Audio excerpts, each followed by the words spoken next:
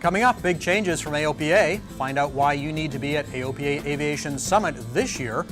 Plus, help in our fight against the Customs and Border Patrol stops. And Rod Machado on nailing that flare. AOPA Live this week begins in just a moment.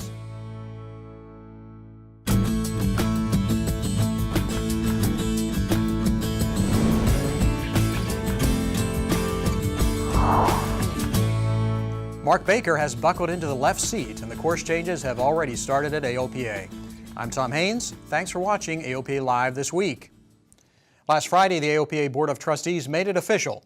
They formally appointed Mark Baker as President and CEO of AOPA. And Wednesday, AOPA made the first significant change. Starting next year, the annual AOPA Summit will be suspended so that the organization can reach more members where they fly. When I say we want to meet you where you fly, I think about the affordability of flying. It's an important factor in getting together.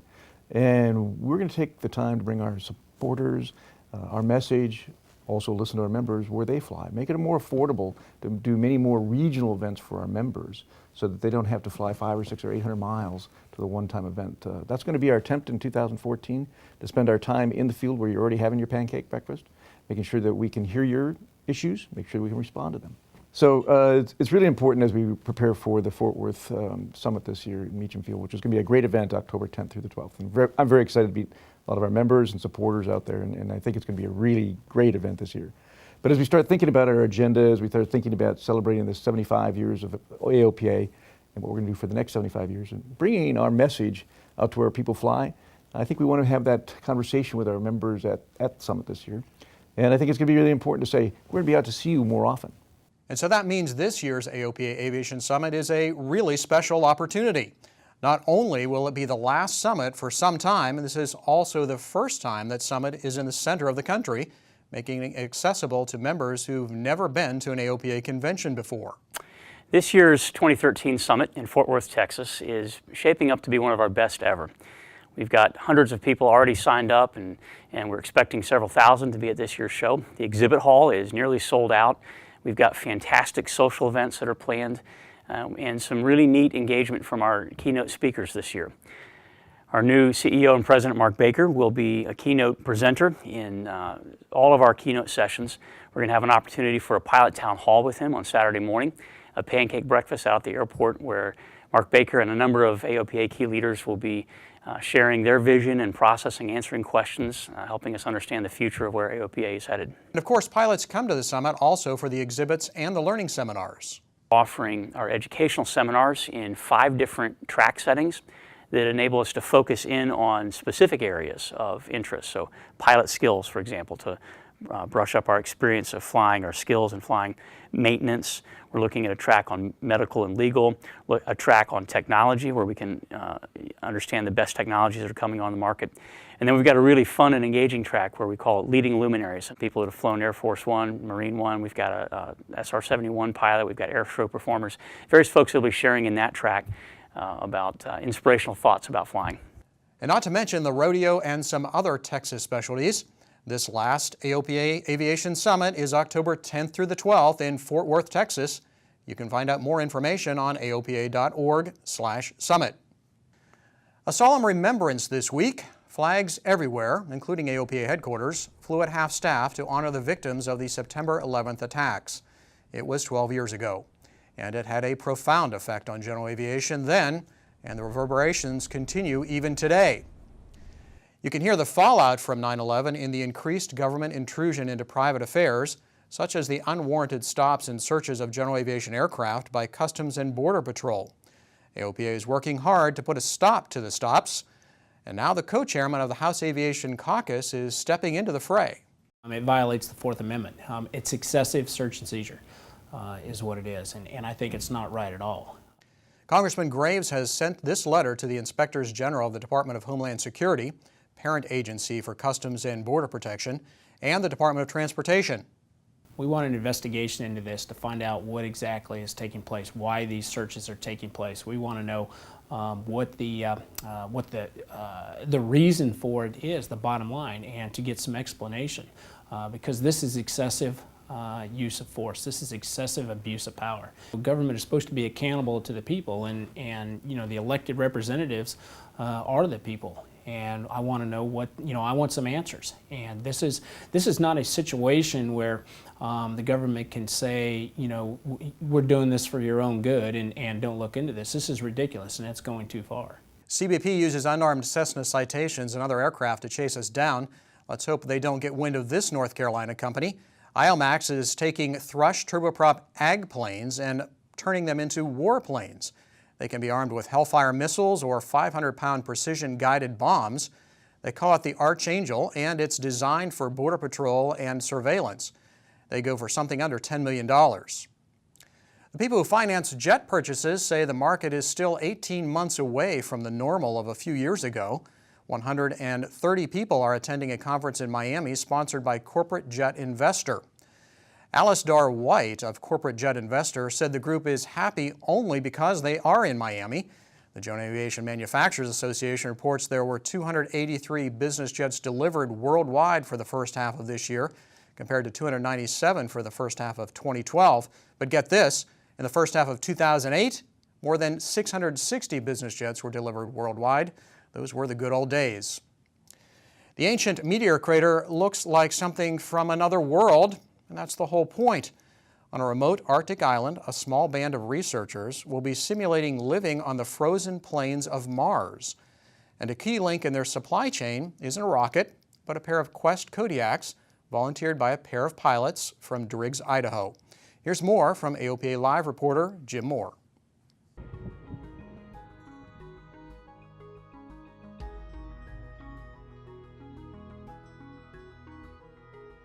On this 9th day of July, a pair of Quest Kodiak single-engine turboprops are headed for the Arctic Circle, loaded for bear. The owners, who are also the pilots for this mission, donated the use of these aircraft and the fuel to the Mars Society, helping a volunteer crew reach one of the most remote and desolate places on the planet, Devon Island in Canada's Arctic archipelago. It is like flying to another world, and for the passengers on board who have brought with them a heavy load of cargo, that is exactly the point. Pilots can help get us to Mars. Robert Zubert and colleagues at Martin Marietta designed a human mission to Mars nearly a quarter-century ago, using existing technology at a fraction of the cost of NASA estimates. This is the first real dress rehearsal for a Mars mission that's ever been done. This crew is going to be on an island through an Arctic year, including an Arctic winter. It's not like you can just open the door and walk out the room.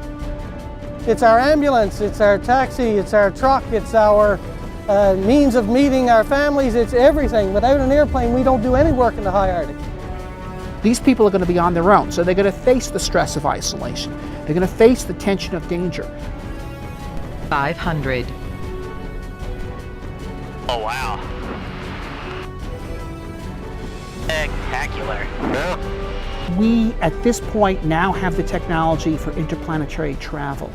And if we do what we can do in our time, which is establish the first human foothold on another world, then 500 years from now, okay, there will be people, there will be new branches of human civilization, not only on Mars, but on thousands of worlds in nearby solar systems.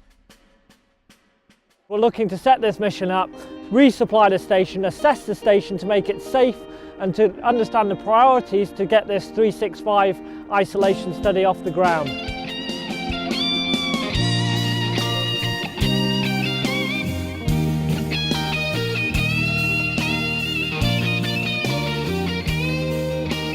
We're hoping that what we do here and what other similar organizations do will light the fuse somehow. Will give us the public more excitement, the government more incentive to go onward and outward.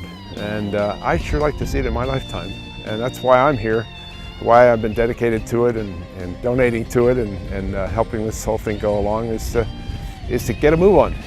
One thing we're really looking for to help us next year will be other pilots. We're going to need to have more transport than just these two planes because we're going to be bringing in a lot of supplies and a lot of equipment. There!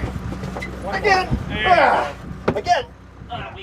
Yellowknife, the capital of Canada's Northwest Territories. This is the end of the line for avgas. This is turboprop country. Kodiaks are on a short list of aircraft able to haul this kind of load off of unmarked dirt strips measured in hundreds of feet. From Driggs, Idaho, Yellowknife is a 1,200-mile trip, and we still have 800 miles left to go. Aviation in the high Arctic, outside of the norms, is not for the faint of heart, I don't believe. Your team is heading to Devon. I've been on Devon in the middle of the winter, and it's been down to 57, 58 degrees below zero without the wind.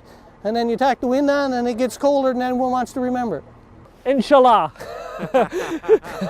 God willing, we'll get there. Kumar is here for science and curiosity. The pilots, Dr. Richard Sugden and his yellow Kodiak, and Richard Spencer flying his blue machine, are donating their time, aircraft, and fuel, but not necessarily for Mars. It was mainly to do something different. I mean, I like to try lots of different things in aviation, and I've never flown up here. I've flown across the Atlantic, the Pacific, and a lot in the backcountry, but I've never flown up in this part of the world, so that was the main motivation. To quote someone I heard on the way up, if you're not living on the edge, you're just taking up space.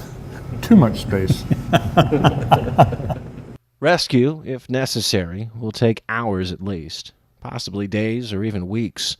The nearest alternate may be hundreds of miles away, and polar bears are known to hunt people. But the Arctic will give as well as take. It is unlike the land you know, and its beauty is breathtaking. For AOPA Live, I'm Jim Moore. Next week, Jim continues the mission to Mars on Devon Island, and you can read much more about it on AOPA.org. Coming up after the break, an update to the FlyQ EFB, and Rod Machado with a trick to help even experienced pilots perfect the flare. You're watching AOPA Live this week. Welcome back to AOPA Live this week. We have some significant new updates to the AOPA FlyQ electronic flight bag app to tell you about.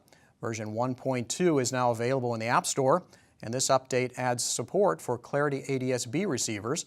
Product Manager Kim Okasik tells us about some of the other improvements. One of our most unique features included in this release is our pre-flight data checklist. We've made it very easy for you to check to make sure all of the data you need for your flight, all of your charts, all of your plates, all of your TFR and fuel prices are all updated with one single tap. We've also added terrain and obstacle avoidance. So if you turn on that layer, it's available under the layers menu. You turn on that, it gives you color-coded warnings of terrain in relation to your current altitude along your flight plan. We also have added the auto load of airport diagrams. So when the app realizes that you have landed, it automatically pulls up the airport diagram at the airport of your destination, so you don't have to fumble around to find it within the app. We've also added fuel prices, which our members have been asking for since we launched back in November. They're provided by Flight Guide Publications. We've added interactive airspace labels. So again, you can double tap on the map and see the airspace labels at the various altitudes. We've also added an airplane icon that will show you where you are, your current altitude in relation to each of those airspace areas. We've also added airmets and sigmets. Again, that is a layer under the layers menu. You can turn it on, and double tapping on the map, you can interact and pull up the information you need to know. FlyQ EFB is part of the FlyQ family of products. They all talk to each other, so you can plan your flight on your computer, and all the data will be automatically ported over to FlyQ Pocket on your smartphone and FlyQ EFB on your iPad. You can learn more at aopa.org/FlyQ. Schools across the country are coming back for the new academic year this month. For one community college in Southern California, that means an aviation community is being reunited. AOPA Live's Paul Harrop sat in on a meeting of an air and space club that's making a difference in student pilots training. Husband and wife Matthew Capole and Amy Bautista learned to fly together. I was the first to solo, but I got my license first. Yeah. They did it through the Glendale Community College Aviation Program. The college has been involved in aviation since they started a flight attendant program back in 1939. And in 1998, we took a big step of adding airplanes to our program. And since that time, we run about 25 students per semester through our flight training program and try to take students and make them into pilots. But Aviation Department Chair Curtis Potter knows making students into pilots is about more than just instruction. It's about a sense of community. That's why the school started a club to foster involvement in aviation. And obviously the purpose of the club is for people to hang out and do hangar flying, but why not take it to the next step and be more of a community for the entire school, and not just for aviation students, aerospace students. That's why we're the Aviation and Space Club. Club President BJ Hunky Lang says the club fosters relationships in the training environment. Instead of just people coming to a class, now we know who the guy is we're sitting next to. I know my fellow classmates here, and I know the other student pilots. And the other students, it's like everyone's always encouraging each other and stuff like that. We find out someone soloed or got their license, everyone's like happy and stuff. But that's how it is here. Paul Harrop, AOPA Live. Thanks, Paul. AOPA wants to help you foster an aviation community wherever you are. We've got some great resources online. Check out the Center to Advance the Pilot Community website. It's at aopa.org/CAPCOM, CAPCOMM. Here's something else to learn. The FAA is changing some of the contractions they use in notices to airmen. Most of the changes are to make the U.S. NOTAM system compatible with the international system. This would be good quiz material for CFIs. You can find out more at the URL there on your screen. Do you sometimes have a problem deciding when to begin your round out and flare when landing? It's one of the toughest things for student pilots to get the hang of, but it's also tough for more experienced pilots in a new airplane type because, after all, we're all student pilots, aren't we? But Rod Machado has a technique that can help you nail it every time. Hello folks, I'm Rod Machado for AOPA Live. What if I could show you how to identify when to begin the round out and flare for landing in a way that doesn't rely on depth perception? Have I got your attention? Good. Let's discuss the technique that we'll call the runway expansion effect. As we learned in an earlier video, when you approach the runway in a stabilized descent, its trapezoidal shape appears to grow in the windscreen. The rate of growth, however, isn't linear. It turns out that the width of the runway near your selected landing spot appears to expand geometrically in the windscreen, with the largest amount of growth occurring when you're 8 to 10 seconds from touchdown. In fact, during the period from 12 seconds to 8 seconds prior to touchdown, the runway width at your selected landing spot appears to expand 10 times in size. Looking at the runway lateral expansion versus time to touchdown graph, you can see how the rate of runway expansion is the largest when you are 8 to 10 seconds away from touching down. And this expansion also occurs at a point where the airplane is typically around 10 feet above the landing surface. Said another way, the runway dramatically widens in your windscreen right at the point where you should typically begin the round out, followed by the landing flare. Now that is very convenient. So here's how to use the sudden lateral expansion of the runway in your windscreen. If we assume that you're making a stabilized approach at no more than 30% above your airplane's present stall speed, and that's very important, then the moment you notice the runway's width expanding, you should pull your power to flight idle, raise the nose level with the runway. Then, as you start to settle, you'll further raise the nose and put the top of the cowling on the distant horizon and continue pulling aft on the elevator to keep it there. Let's see how this looks from the air. Here's a stabilized approach at 30% above the airplane's present stalling speed. We're aiming to touch down in the center of the first third of the runway. Watch for the point where the runway width suddenly expands.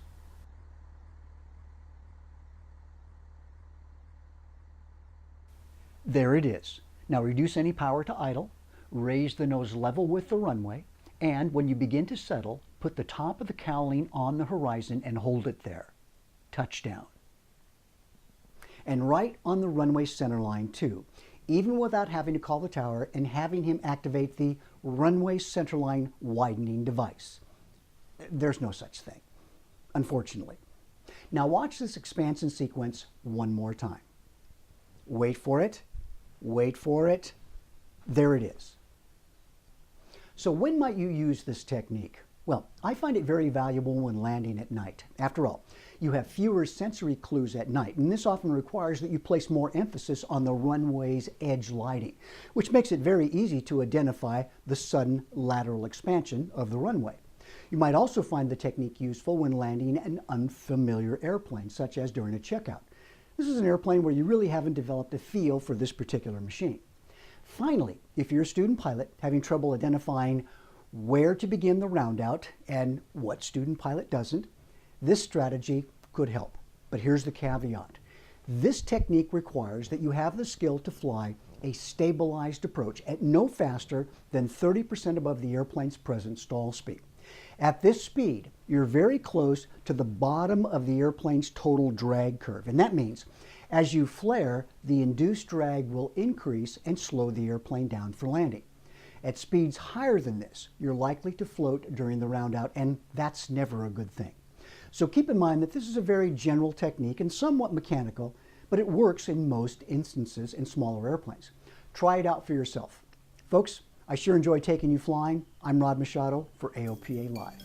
Thanks, Rod. And remember, Rod has a lot more learning tools on his website, rodmachado.com.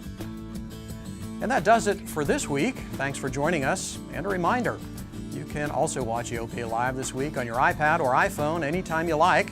Just download the show from iTunes. And we're also available on your big screen TV on our Roku channel. We hope to see you back here next Thursday. Until then, I'm Tom Haynes.